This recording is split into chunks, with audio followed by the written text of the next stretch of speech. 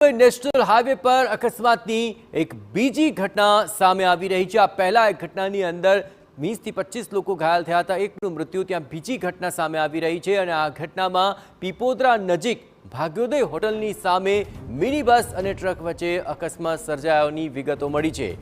Mini બસના ડ્રાઈવરે અચાનક જ બ્રેક મારી તો પાછળથી આવી રહેલી ટ્રક પલટી ખાઈ ગઈ। ટ્રકમાં ભરેલો કોલસો રસ્તા પર પથરાઈ ગયો હતો અને તેને કારણે વાહન વ્યવહારને પણ અસર પહોંચી હતી।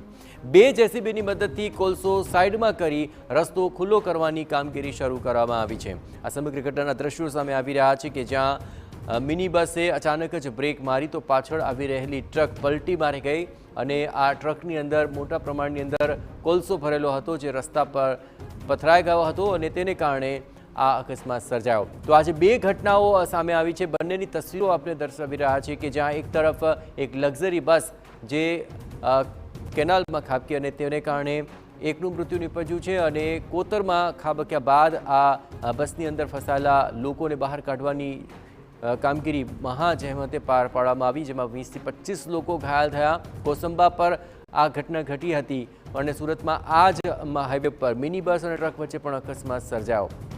આ હાઈવે પર 2 અલગ અલગ ઘટનાઓ ઘટી છે, જેમાં એકમાં 20 થી 25 લોકો ઘાયલ થયા અને એકનું સારવાર દરમિયાન મૃત્યુ નીપજ્યું છે। 35 વર્ષીય એક યુવકનું સારવાર દરમિયાન ભારે ઇજાઓને કારણે મૃત્યુ નીપજ્યું છે। બે તરફ મિની બસ અને ટ્રક આનો અકસ્માત સર્જાતા હવે વાહન વ્યવહારને થોડો સમય માટે અસર પહોંચી હતી કે જેને હવે પૂર્વવત કરાયો છે।